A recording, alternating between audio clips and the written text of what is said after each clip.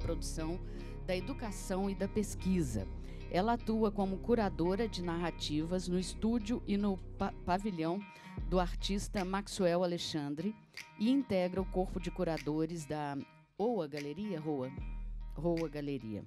Ela também é idealizadora do Festival Mulambo Jazz Agrário, também integra o Levante Nacional Trovoa, foi uma das curadoras das áreas de música e teatro na Virada Cultural de São Paulo em 2022 e é uma das curadoras do Festival Novas Frequências e do edital Pulsar do Sesc do Rio de Janeiro nas edições de 2023.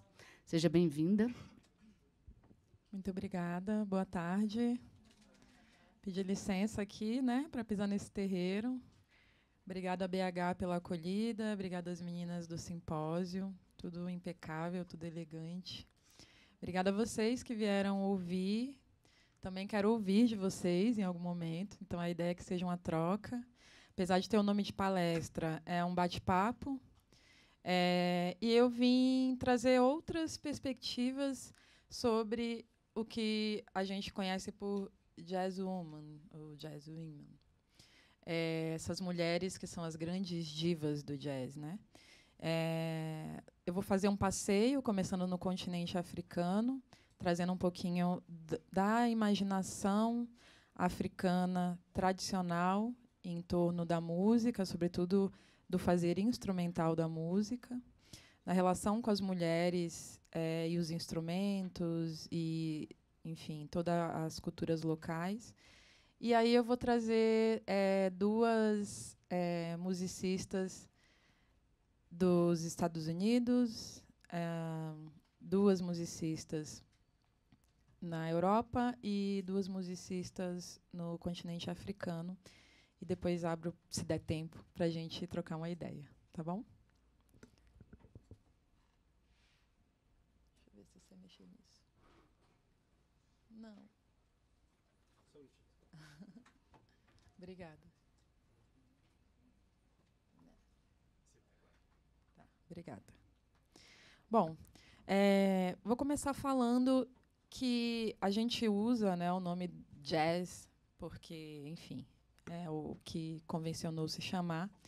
Mas essas mulheres que eu vou apresentar hoje não acreditam no jazz. Elas, apesar de serem frutos dessa cena, tinham as suas próprias percepções sobre o que era esse tipo de música que o mercado chamou de jazz. Então, acredito que algumas pessoas que estejam aqui podem, de repente, saber a origem desse nome, saber a conotação que ele carrega, de onde ele vem. E vem de uma conotação muito carnal, né? Vem de uma conotação que remete à sujeira, à promiscuidade, a, né, bebedeiras, uso de drogas e tudo mais. Quem aí fecha os olhos e imagina o que é um jazzman, o que é uma jazzwoman? Essas imagens foram construídas na nossa cabeça ao longo do tempo, sempre pensando nessas pessoas não como agentes ativos e criativos e pensadores e pensadoras, né? Mas como instrumentos que geravam, né, outras possibilidades sonoras. Essas possibilidades sonoras foram cooptadas, diluídas, apropriadas, esmagadas e invisibilizadas pela indústria musical, pela indústria racista musical, de modo que muito pouco a gente consegue acessar, a não ser, né, que sejamos bons pesquisadores, boas pesquisadoras, acessar as falas, os pensamentos, as articulações que essas musicistas e esses musicistas que criaram o jazz soltam ao longo do tempo, ao longo de suas vidas, né? Então, recomendo que isso aqui a gente vai falar muito pouco tempo, né? Mas recomendo que quem sair daqui e tiver interesse, procure entrevistas dessas pessoas, as ouçam falar, entendam sobre o que elas pensam sobre a música que elas fazem, porque a gente geralmente lê muita crítica, mas ouve muito pouco o artista. E a crítica é um mercado hegemônico, tradicionalmente racista, elitista, masculino e excludente. Então, não dá para confiar muito, né, em pessoas que vão pensar sobre culturas as quais elas desconhecem e nem estão muito interessadas em conhecer. Então, vamos lá. Para pensar toda e qualquer musicalidade, sonoridade preta na diáspora, a gente precisa se voltar para o continente africano. Porque as pessoas que chegaram aqui tinham suas culturas, tinham suas vidas, tinham seus territórios, suas comunidades, suas formas de pensar e agir no mundo.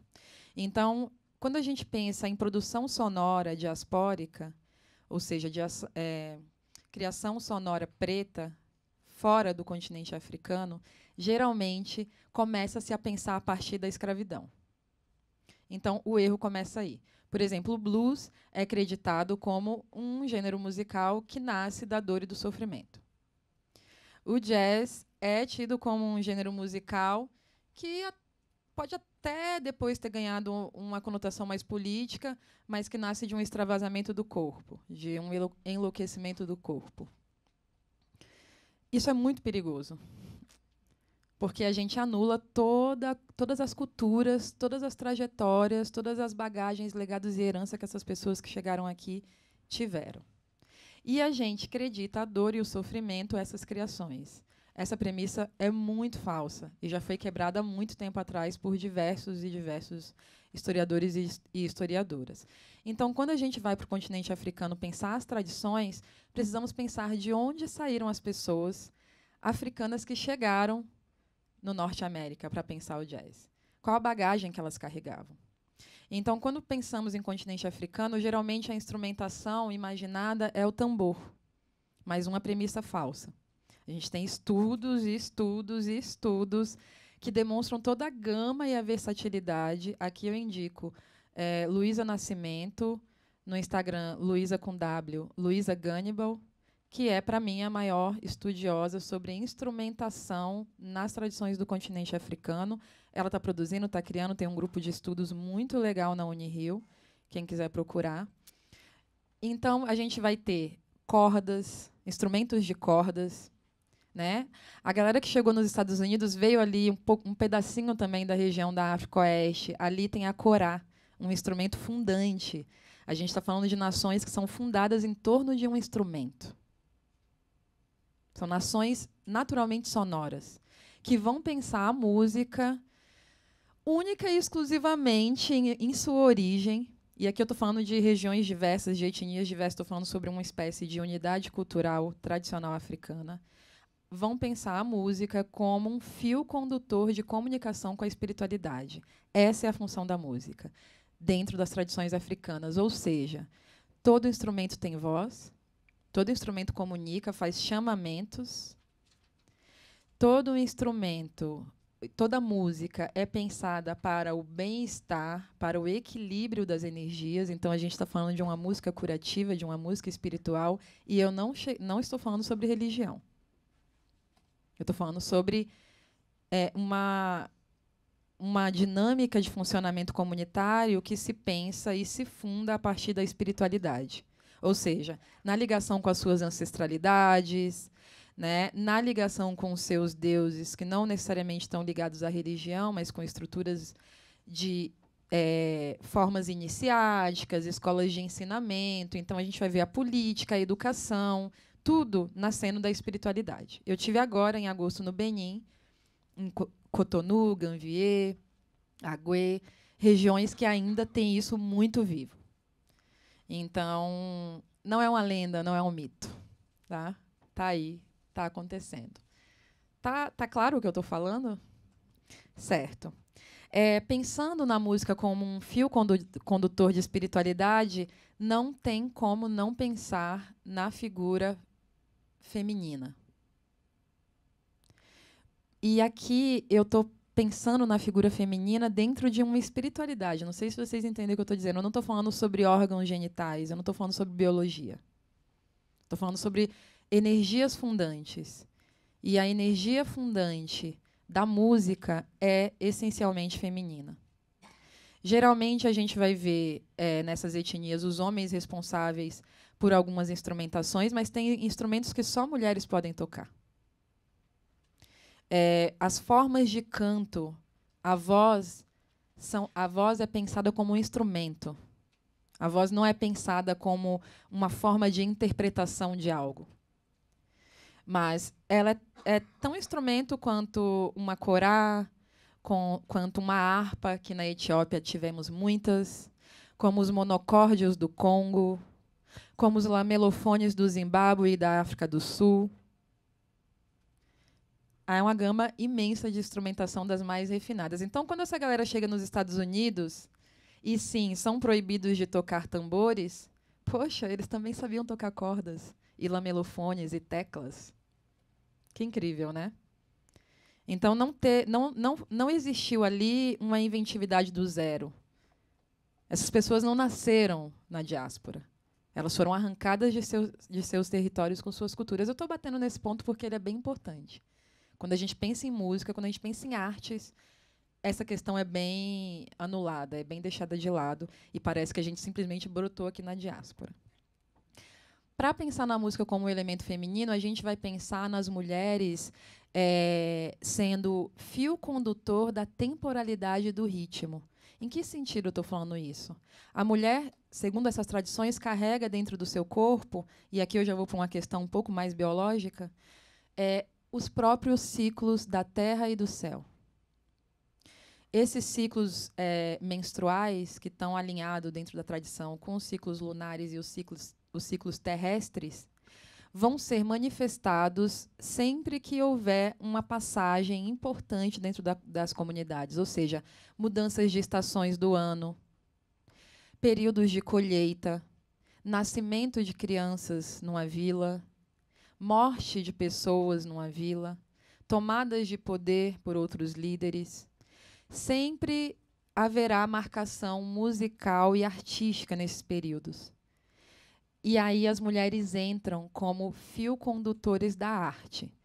Nesses processos, elas vão fazer criações sonoras que estão ligadas ao ofício de preparação dos potes de barro, das preparações do tecido e do tingimento desses tecidos, da criação das crianças e organização, porque as tradições africanas funcionam em matrigestão, então as mulheres tinham um poder legislativo, né?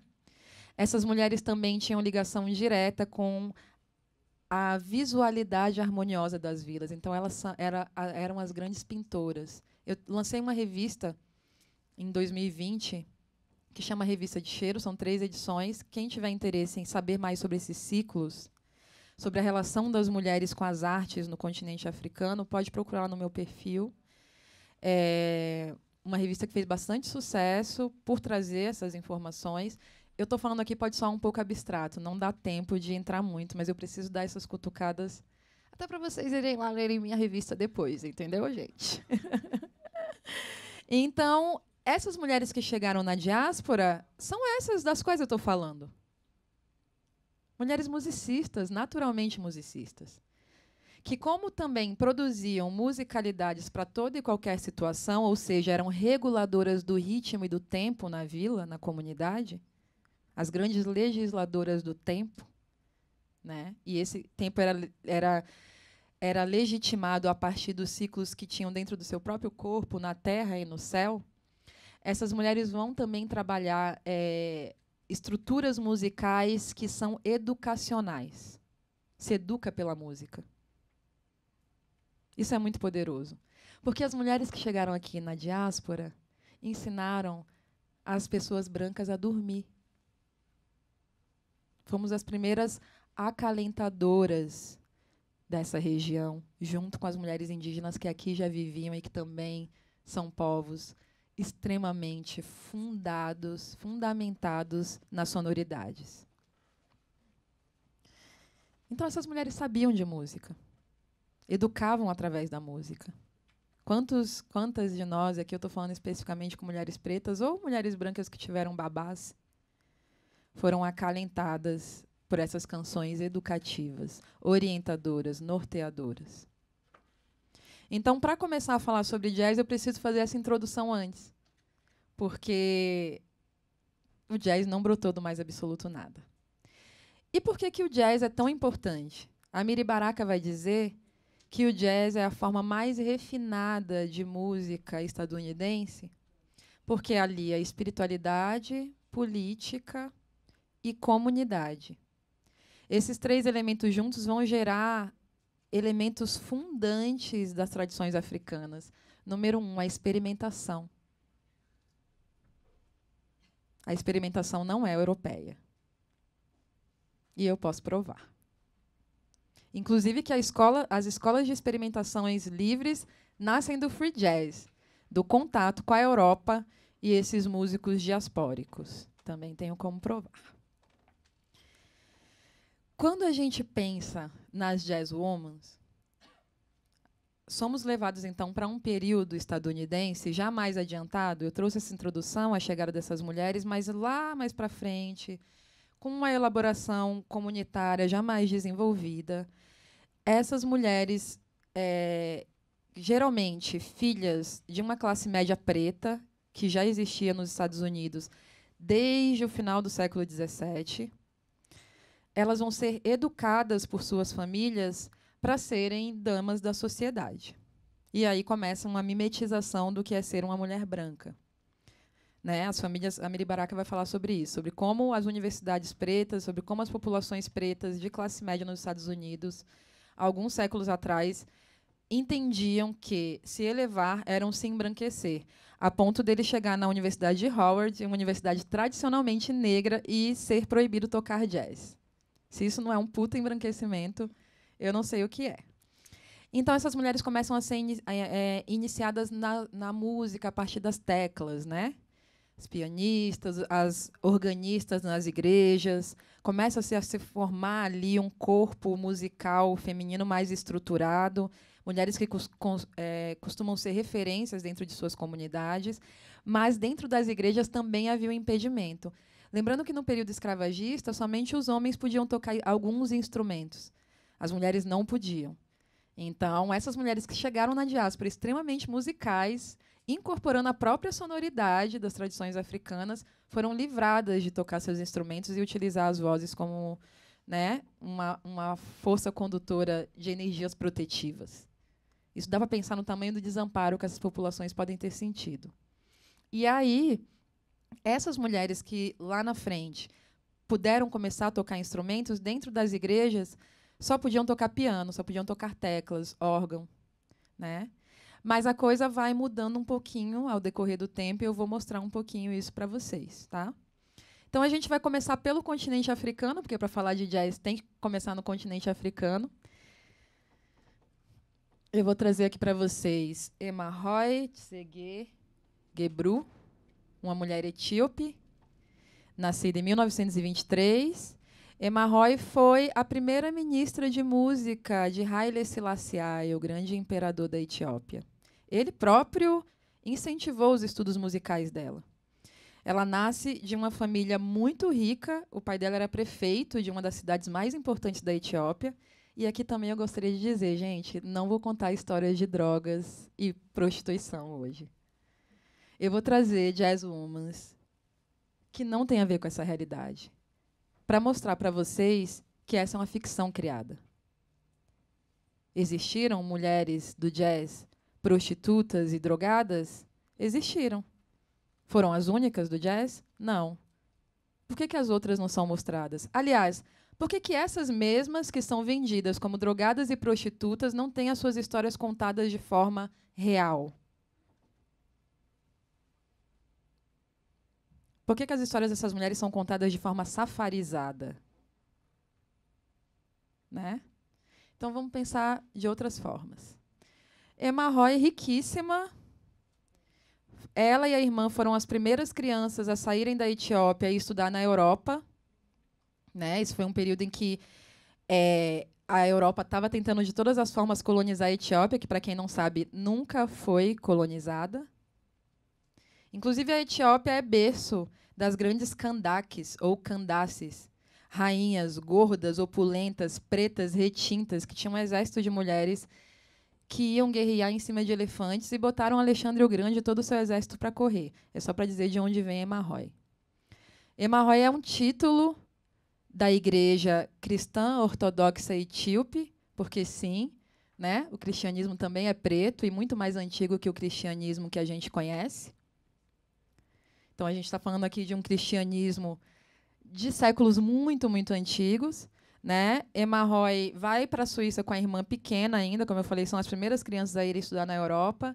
Voltam depois, Haile Selassie percebe a aptidão que ela tem para a música, fomenta os estudos dela, bota ela para estudar com os grandes mestres da época. Ela começa a viajar, uma mulher viajante, vai para o Cairo, vira educadora musical lá também, até que ela decide interromper tudo, subir para um mosteiro e fica lá por 30 anos enclausurada. Ela não toca música, ela não abre a boca e ela só faz serviços devocionais durante 30 anos. Quando ela sai, deixa eu voltar um pouquinho, desculpa. Antes de entrar nesse mosteiro, ela vira, né, ela se torna a primeira ministra de música de Haile Selassie e marca a constituição do que a gente conhece por a linguagem sonora etíope. Como eu conheço Emma Roy numa coletânea chamada Ethiopics. Quem aqui é pesquisadora musical conhece, são vários volumes, o volume número 21 é da Emma Roy. E aí a gente vai se deparar com uma mulher, eu fico toda arrepiada, misericórdia, com uma mulher muito poderosa, que está profundamente prende toda essa energia sonora que eu falei para vocês lá da ancestralidade africana, né? Ela, durante o período que a Itália tenta de todas as formas invadir, né, a Etiópia, é esse período que ela vai para o mosteiro.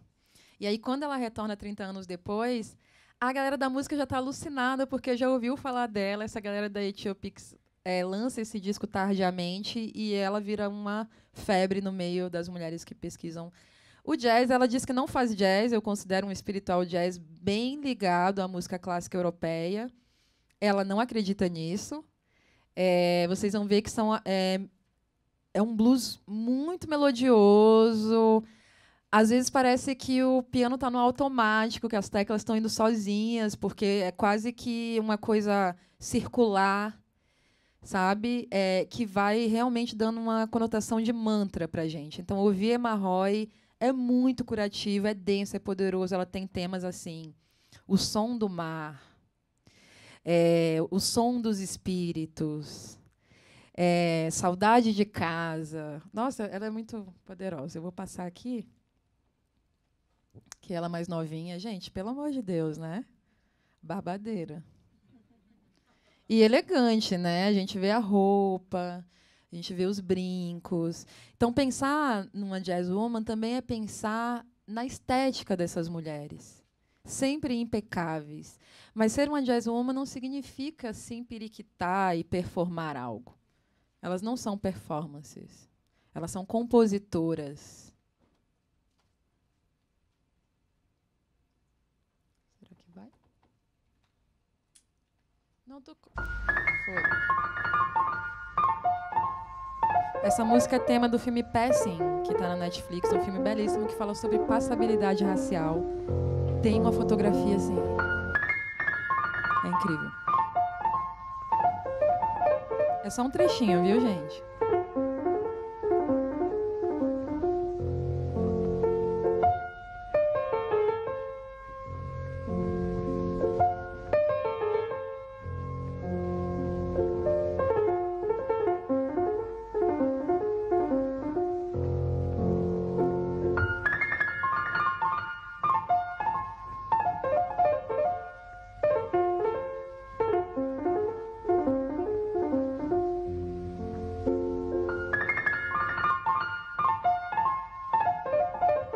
É lindo, né? Como que a gente não conhece? Não dá para ouvir tudo, infelizmente. Aí eu trouxe um trechinho de um vídeo dela já mais velha tocando, porque também acho importante mostrar que essas mulheres envelheceram com dignidade. Poxa, ela envelheceu dentro de um mosteiro, sabe?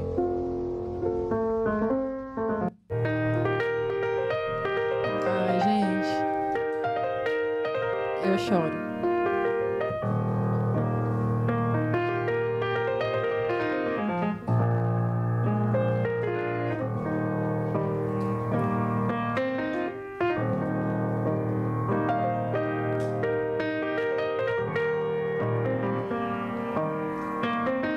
Vocês conseguem perceber que tem blues, que tem jazz, que tem música clássica europeia, que tem elementos bem sutis de música tradicional africana no sentido de ritmo, no sentido de audácia mesmo, sabe?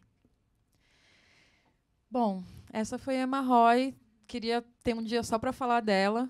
Procurem saber, ouçam, tá no Spotify. Eu não trago nada que é só para pesquisadores, sabe? Dá para a gente ouvir. É importante.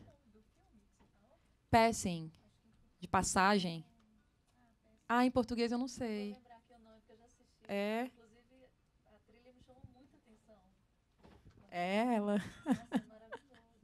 E o filme é lindo, assim, em todos os sentidos. No enredo, na fotografia, é muito sensível.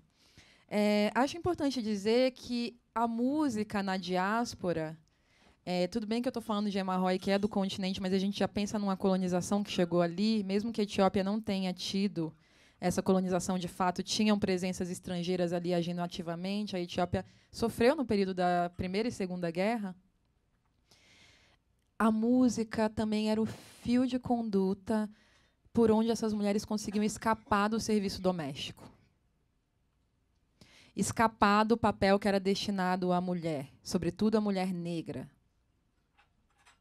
Então, é importante pensar em mulheres compositoras, em mulheres audaciosas e inventivas, sabe? Depois eu vou trazer algumas frases de algumas já mais modernas, que a Emma Roy nem falava, né? Ela nunca fez show, gente. A Emma Roy nunca fez show, caraca. Então, essas frases, só um minutinho, só para encerrar. Essas frases que elas trazem são muito fortes sobre essa luta constante de sair do lugar onde a sociedade quer botar a mulher preta. Pode falar, querida. Ela gravou esse trecho que você mostrou na Etiópia? Ela foi muito viajante. Tem gravações no Cairo, tem, se eu não me engano, algumas coisas na Suíça também, que foi um lugar com o qual ela dialogou durante muito tempo, por conta do internato. Ela tem 3 discos, um do Etiopix, que é uma coletânea, e outros 2 que foram lançados depois, porque quando lançou esse da Etiopix, todo mundo entrou, né? Mas são temas repetidos e tal, então a gente não tem acesso a toda a gama de produção dela, mas o que eu sei, ouvi falar, li por aí, que até o final da vida ela morreu agora, em 2023, viveu 99 anos, morreu um mês antes de completar 100 anos, e ela compôs mais de 150 canções, aliás, temas, ao longo da sua trajetória. Quer dizer, foi uma compositora ativa, né? Imagina que só no Ministério de Música de Haile Selassie, quanta coisa ela deve ter arregimentado, né? Quanta coisa ela deve ter produzido, e quantos alunos. Ela era educadora também, né? Importante pensar nessas mulheres como transmissoras de saber, como mestras, que passavam adiante muito do que sabia. Deixa eu ir, eu nem sei quanto eu tenho de tempo. Eu vi aqui, eu estava pesquisando quando você falava, eu vi que, na verdade, parece que ela nasceu dia 12 de dezembro, né? E morreu em março desse ano. Então, ela faria, né, 100 anos agora em dezembro.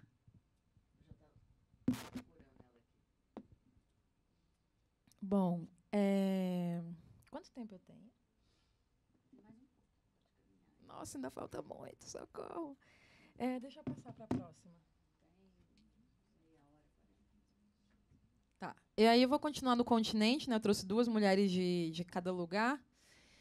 Essa é Tandy Nitule, que eu entrevistei há um mês. Ela esteve no Sesc Jazz, em São Paulo. Ela é da África do Sul.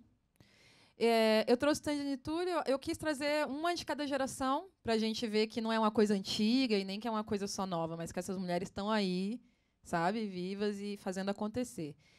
Enquanto Emma Roy é lá da Etiópia, Ntandi é de África do Sul, ou seja, uma de uma ponta, outra lá de outra ponta. Ntandi tem uma coisa que me chama muito a atenção, que é o pensamento comunitário, o pensamento coletivo. Enquanto Emma Roy tinha um fazer profundamente solitário, monástico, devocional nesse sentido assim mesmo de se ensimesmar, sabe? Ntandi já é aberta às comunidades que estão no entorno dela. Ela é cria de uma comunidade sonora, né? O pai e a mãe eram musicistas, ela é de Joanesburgo. A gente sabe que a África do Sul tem ainda hoje uma marcação racial muito forte, por conta do apartheid que acabou no final dos anos 90. Mas isso ainda é muito forte lá, foi o que ela me disse. Então, a gente ainda pensa lá em bairros brancos e pretos, e numa elite branca. Ali, a colonização, para quem não sabe, a colonização na África do Sul se deu de modo muito peculiar, porque os colonizadores foram para lá morar e formar uma comunidade real. Eles estavam buscando um lugar mais frio, sim, né? Existem lugares muito frios no continente africano, a África Austral é muito fria. E eles ficam ali desde que chegam lá, acho que no final do século XVII, se eu não me engano. Então, é diferente. Não é como se deu em Angola, como se deu na Nigéria, como se deu no Benin, né? Que esse pessoal chegou lá no início do século XX e foi chegando pensando em extração, em formas de trabalho, se mudando devagarinho. Lá, não. Na África do Sul foi toda uma comunidade, né? Uma galera cristã, europeia. Então, tem uma colonização diferenciada lá. O que eu estou querendo dizer com isso é que as relações raciais são delicadas lá ainda hoje. Tá? Tandy vem dessa comunidade sonora familiar, onde todo mundo é instrumentista, a mãe, o pai, os irmãos. Ela cresce nessa configuração. E aí, na adolescência, ela começa a entrar, a fazer parte, a integrar outras comunidades sonoras. Eu vou mostrar para vocês aqui primeiro um pouquinho dela tocando. Também é só um trecho, tá, gente?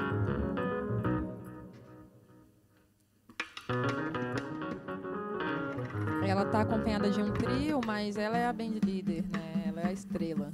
Importante demarcar isso. A música, a composição dela chama Abissínia, que nos lembra de Emma Roy, da Etiópia, né?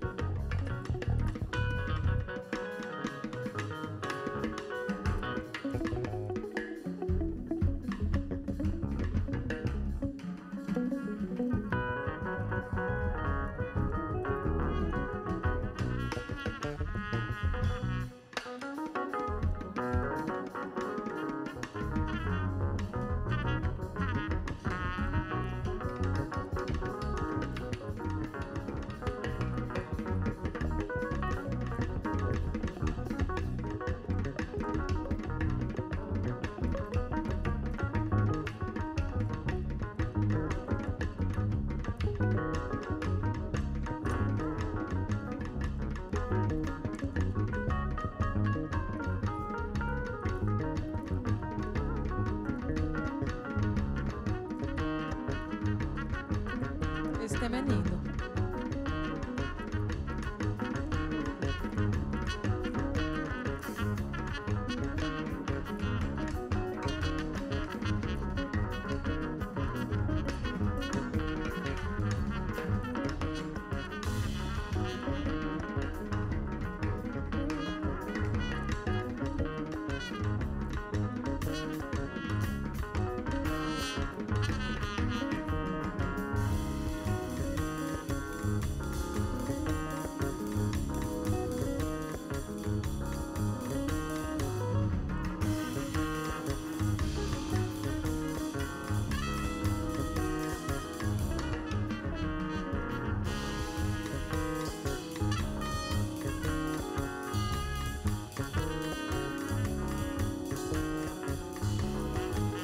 Acho importante falar que Tandy só trabalha assim, em comunidade.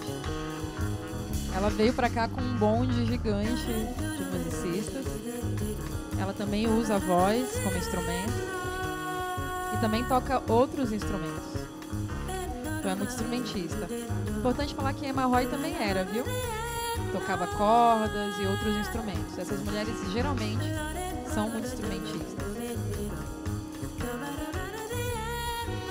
Tandy integra um coletivo de musicistas de Joanesburgo que chama Indaba. Indico, tem no Spotify. Indaba é uma reunião de músicos daquilo que no jazz convencionou se chamar de ensemble ou assembleia.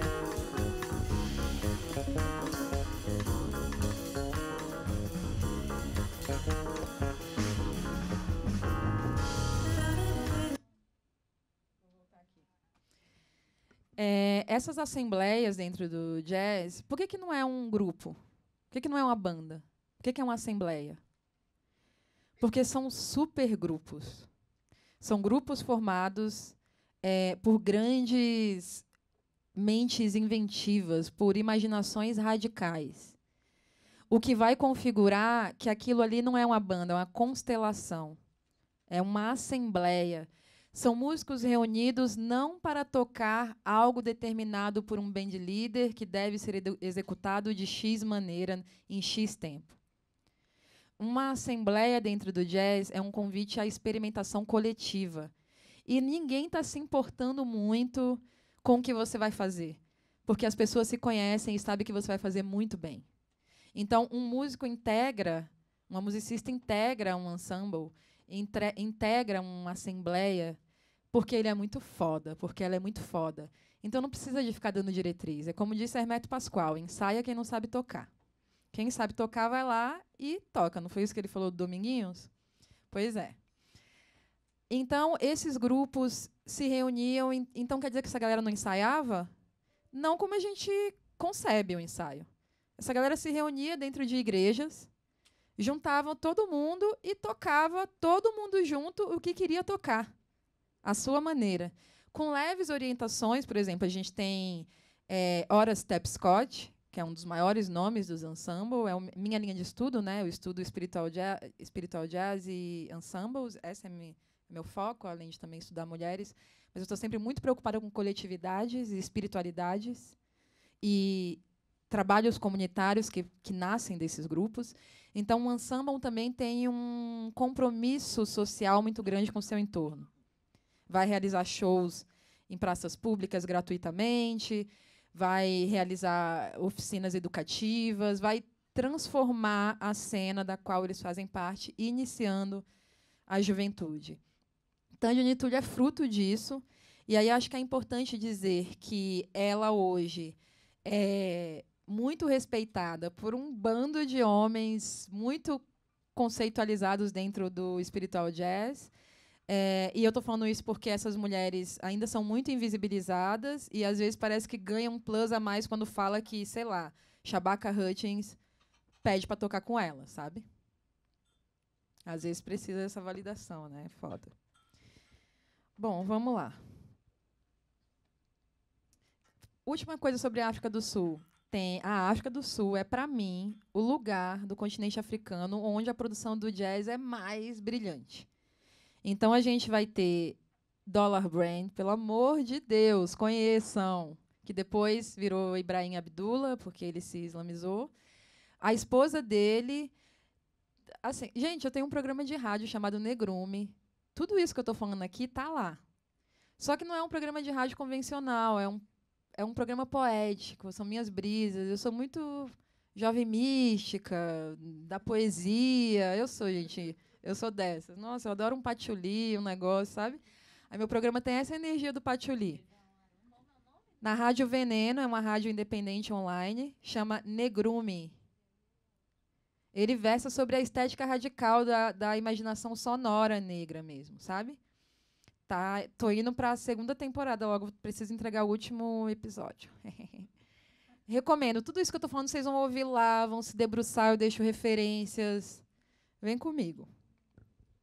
Então, a África do Sul tem a cena de jazz muito prolífica ainda hoje, é histórica, é tradicional essa cena, vem de Hilde Masekela, vem de Miriam Makeba, vem de uma gama de instrumentistas extremamente audaciosos. Essa cena, meu sonho é chegar lá para poder curtir a noite mesmo, assim, com essa galera que são os frutos dentro do Indaba, que é essa comunidade sonora, esse ensemble que Tandy faz parte. Tem músicos assim de vocês chorarem, sabe? Mulheres também. As mulheres na África do Sul, no jazz, são assim. Vocês precisam ouvir o Negrume, vocês vão entender o que eu estou falando. Elas são muito poderosas. Então, Tandy é só mais uma lá, tá?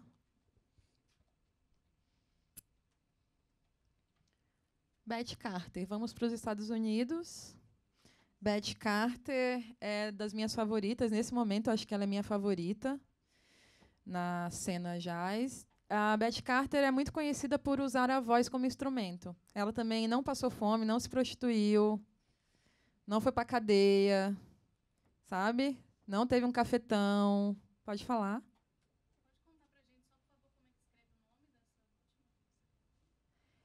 A Thandi é THNDI. Mas ela está lá no Negrume, vocês acham ela também, viu? Aí o espaço, né, vem o sobrenome, a N, tem aquele an africano, né, que nem eu sei direito, mas é N-T-U-L-I, não, N-T-U-N-D-I. Não, desculpa, gente. Isso, obrigada, desculpa. Antúlio, Nitúlio, não sei bem.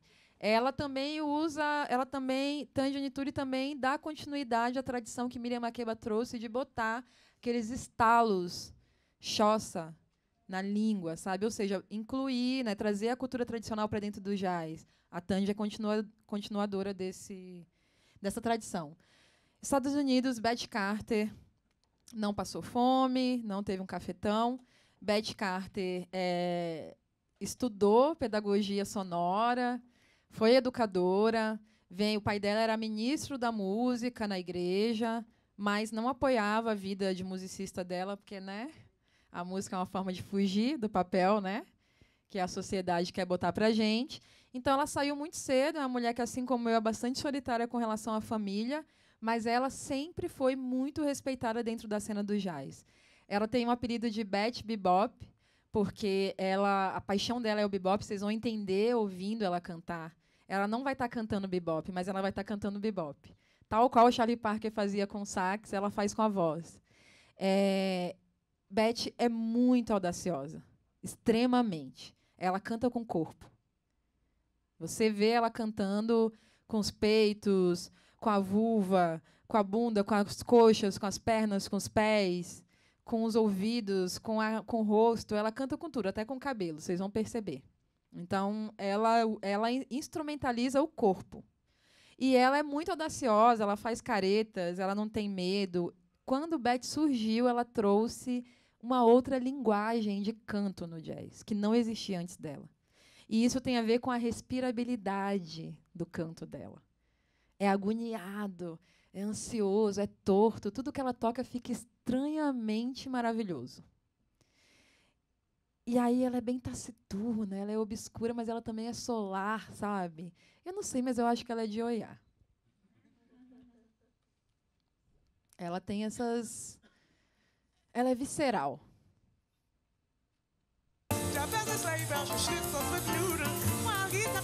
Isso aqui é My Favorite Things.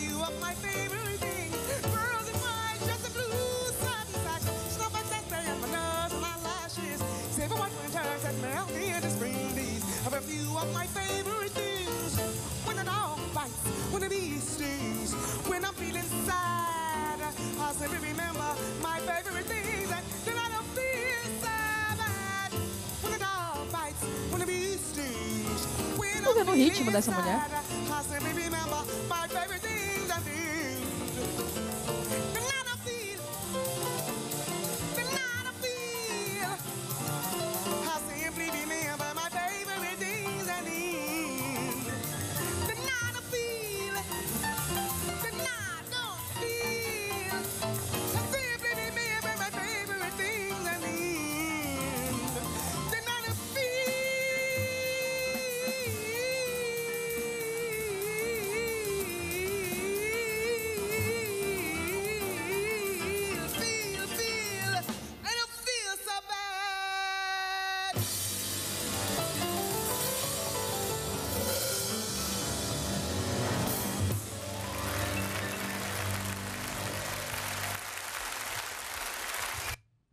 Deus.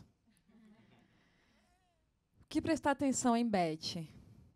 Ela faz o bebop com o canto. E ela tá pouco se fudendo com a banda, vocês repararam? Ela vai, faz o ritmo dela, volta, vai para baixo, vai para cima. Eu vou trazer uma frase dela, que eu acho importante, né, a gente dar voz para essas mulheres também. Agora eu vou precisar correr, que eu estou atrasada. Mas ela diz: o que é que eu faço com um refrão e meio? Ah, eu mudo as coisas. Eu as estico, mudo a velocidade.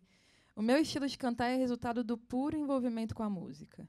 Não há caminho do qual me aproxime e que depois não mude. É parte de mim. Penso que é porque é espontâneo, não é forçado. As pessoas entendem que aquilo está realmente acontecendo naquele momento. Então, pode-se refletir e entender o que eu pretendi com aquela peça musical. Pode-se gostar daquilo ou não gostar. Depende apenas de adaptar-se para diferentes maneiras de fazer as coisas. Tem uma crítica também, eu trouxe só um trechinho, que fala bem assim. Como um pintor abstrato, ela toma um tom familiar e muda-o até ele ser alguma coisa particularmente sua. Ela reinventa no ato, transformando a melodia, acariciando cada palavra com um dramático uso do tempo, enquanto deixa a lírica intacta. Beth se considerava uma missionária do jazz. Quando eu digo missionária, eu estou falando de espiritualidade. Ela não era só uma musicista. E aí a grande Carmen McRae, né, uma das pedras angulares do jazz, disse certa vez: existe apenas uma única cantora de jazz. É Beth Carter. Moral, né, gente? Procurem saber dela.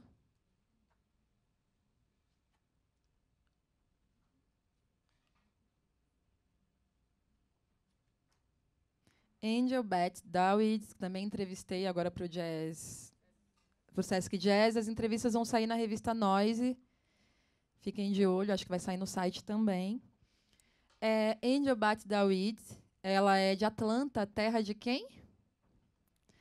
Terra de Mary Lou Williams, a grande árvore fundante do jazz, aquela que ensinou os boppers a improvisarem. Angel Beth Dawid é do tempo de agora, igual Tandem Tully. Ela é filha de missionários cristãos, então ela viveu no Quênia com a família missionária durante uns 12 anos. É uma família que tem essa missão de evangelização, né? E Angel sempre foi muito envolvida com a música. Ela é clarinetista, mas também multi-instrumentista, toca de tudo. E é hoje, para mim, a mulher mais inventiva no jazz. Ela traz aquela raiz do jazz de rua. Ela também estuda a árvore genealógica do jazz criada por Mary Lou Williams, que, aliás, eu estou botando agora numa obra sonora em homenagem ao Cacique de Ramos no Festival Novas Frequências, lá no Rio de Janeiro. Quem quiser e tiver lá pelo Rio, deem um pulinho lá para ver um pouquinho de como Mary Lou Williams e sua árvore genealógica do jazz encontra a tamarineira, né, que abençoou o Cacique de Ramos. E Angel, ela volta para os Estados Unidos e cai aonde? Na cena de Chicago, apenas. Pra quem aqui conhece jazz sabe que a cena de Chicago é muito poderosa. Angel chega lá e começa a se envolver com a galera do AACM, né, a galera da associação, né, para a criatividade dos músicos, que vai fazer nascer a Art Ensemble of Chicago, olha os ensembles aí. Angel também, assim como Tandem Tully, é cria dos ensembles. Ela não faz nada sozinha, inclusive toca com muitos músicos brasileiros. No Sesc Jazz chamou Rômulo da Rádio Diáspora para improvisar com ela no palco. E é interessante pensar como ela é uma pessoa também muito jovem mística, assim como eu. Então, a gente vai ver, por exemplo, gravações. Ela faz parte do Black Monument Ensemble com... Como é o nome dele? Alguém me ajuda? Black Monument Ensemble? Esqueci o nome dele. Ela toca no grupo, é uma das mulheres que integra o grupo, que é um ensemble também. Lá ela está no clarinete, mas tem algumas gravações belíssimas do primeiro disco, assim, onde a gente vai ver ouvir a voz dela dizendo: não corte o som das cigarras, está lindo, elas estão orquestrando.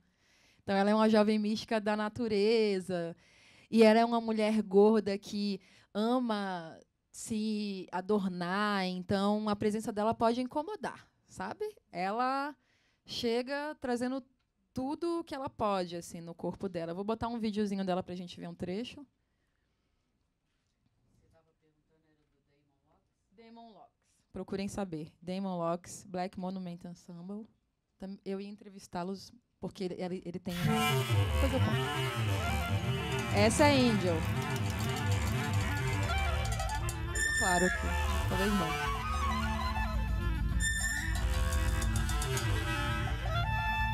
Ah, não dá pra ver, porque é muito bom vê-la, né? Uma mulher toda adornada, gordo tocando seu clarinete, assim, eu acho... A gente tem que ver, sabe? Obrigada, querida.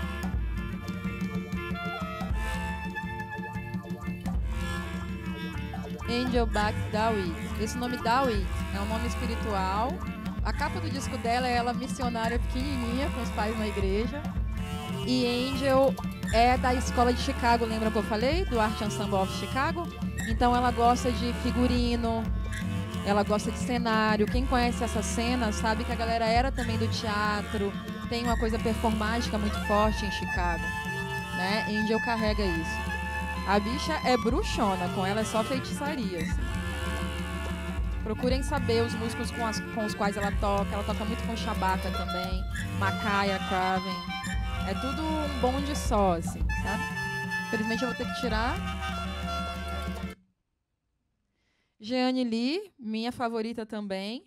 Jeanne Lee e Beth Carter, para mim, é a dupla mais incrível, assim. Jeanne Lee, tal qual Beth Carter, vem da vocalização. Então, ela é conhecida por ser a grande mãe das vocalizações. Enquanto Beth Carter é a mãe dos sketch singing, aquelas onomatopeias criadas no jazz, que substituem um instrumento, fazem da voz um instrumento, Jeanne Lee está preocupada com outras coisas. Jeanne Lee está preocupada com uma lírica poética. Jeanne Lee vem da poetry, da jazz poetry. Então, ela está preocupada em unir a poesia, né, que ela traz, toda essa gama de poemas e reflexões que ela traz, mas ela também está muito preocupada em usar a voz como instrumento. E ela já faz parte de um cenário muito mais europeu que norte-americano. Então, eu trago Jeanne para representar Europa. Apesar de ser norte-americana, ela se mudou para a Europa, se casou com um músico, teve uma filha lá, 2 filhos lá, inclusive, e foi lá que ela desenvolveu uma grande escola de vocalização. Vou botar aqui um trecho. Aqui ela com o filho, também é importante falar que ela demarcava muito esse lugar da musicista mãe. Então, ela levava a criança, sabe? Ela nunca usou droga também, nunca foi presa, nem prostituta, sabe? Angel Bat Dawid também não, vocês viram, era missionária. Agora eu já estou tendo que correr, não vai dar para falar tanto tudo que eu queria. Mas é importante vocês ouvi-las. Você vê que ela já está mais ligada a uma escola de experimentação europeia. Jada, jada, jada, jada, jing, jing, jing. Jada. Percebam também a expressão, ela é da poesia, então ela está recitando também, sabe?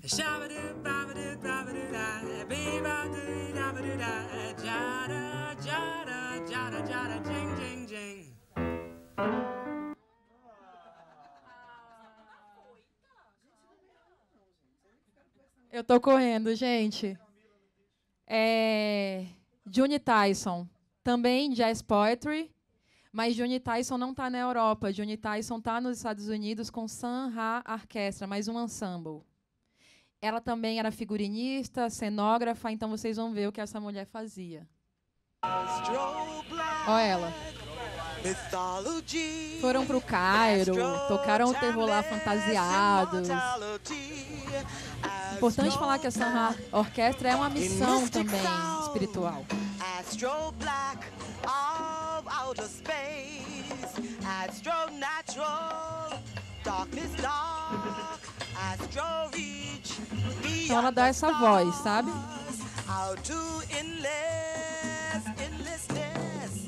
astro black, cosmo earth, the universe.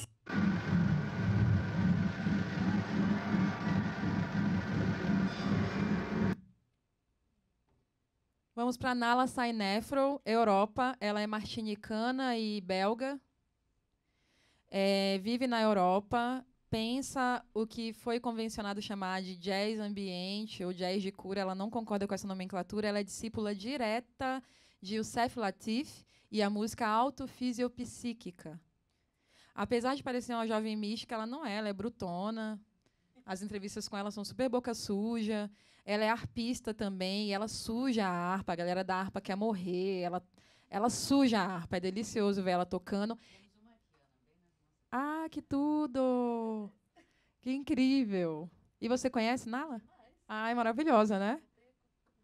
Não, o vinil dela o vinil dela tá assim, chegando para mim, eu tô me ardendo. Ela também é dos eletrônicos e ela considera a música eletrônica como uma forma de sair dessa realidade aqui. Reparem que essas mulheres estão sempre usando a música para sair dessa terrinha. Ela com os brinquedinhos dela, que ela é nerd. E aqui um trechinho da música dela, que é pensada assim como a música de Youssef Latif.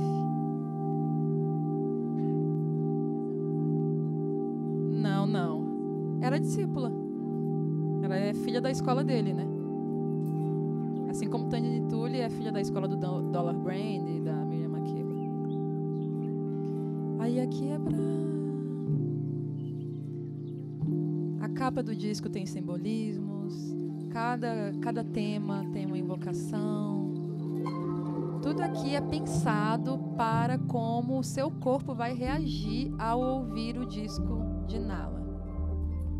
Isso é lindo. Mas não vai dar pra gente ouvir tudo. Ouçam Negrume, ouçam Negrume. Tá. Jeanne Lee. Só pra fechar. No words, Lembram dela, né? only Passou agorinha? a Confirma. feeling. No Eu tenho esse disco, questions, gente. only a light. No sequence, only a being. No journey, only a dance.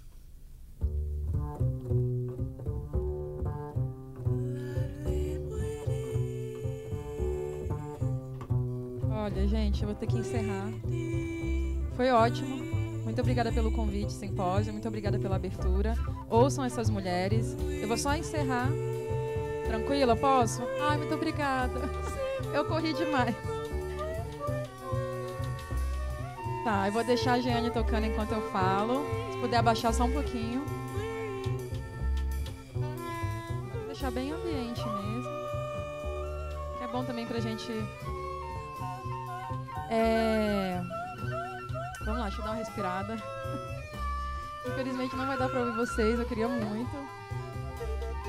Vou trazer um pensamento de Nala Sainefro sobre o embranquecimento no jazz. Tá? Ela fala bem assim, é interessante como você pega essa coisa chamada jazz, molda no que os brancos pensam que é, e depois os brancos ensinam dessa maneira antiga e frustrada e obsoleta. Esses professores nunca conseguiram fazer o que eles quiseram. Então, como eles estão dizendo para as crianças que as crianças são péssimas? O jazz foi completamente institucionalizado, vendido, ensinado de forma errada.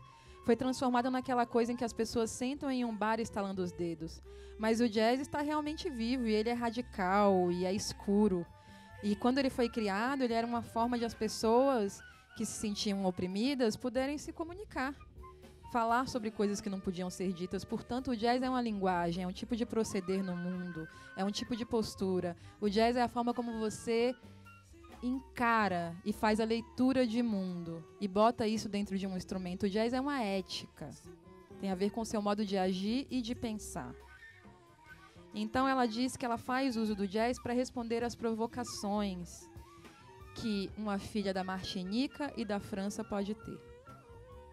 Para finalizar, ela diz: a música é um lugar onde eu digo as coisas que eu não posso dizer na vida. Eu sou incrivelmente abençoada pelas oportunidades que tenho, mas as mulheres negras perdem muita energia tentando navegar na sociedade. A maneira como as pessoas pensam e dizem as coisas, sabe? Muita gente já virou para mim e disse: você está viajando, sabe? Isso não tem nada a ver. E eu acho que, na verdade, é uma coisa inconsciente, é uma coisa de cura. Porque é como uma palavra, é tão sensível. E eu tá com foda-se para tudo isso. O jazz e a música que eu faço é como dizer ao mundo: eu vou me cuidar. Cuidem-se vocês.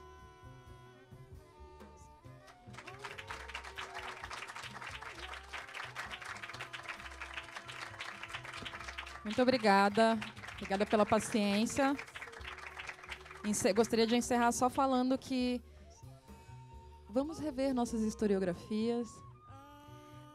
Vamos pensar nessas imaginações radicais, negras e femininas. Vamos dar o devido lugar, o devido protagonismo. Quando eu compro livros de jazz sobre mulheres, essas mulheres não são lembradas. Me desculpe, Diana Krall, mas, por favor, sabe? A gente tem muito mais. E é isso. Eu sou uma mulher negra, migrante nordestina, que viveu em São Paulo 16 anos. Estou há 10 no Rio de Janeiro. Sou mãe. Sou uma mulher de origem favelada. O meu nome é Natália Grilo e eu penso a imaginação radical negra. Muito obrigada. Obrigada, querida. Qual é o seu nome? Obrigada a você, Valesca. Muito obrigada, Vamos viu? tirar uma fotinha aqui para registrar. O Instagram da Natália é preta.velha. Na bio dela tem um link para todos os projetos e a Rádio Veneno, onde ela tem o programa, é veneno.live.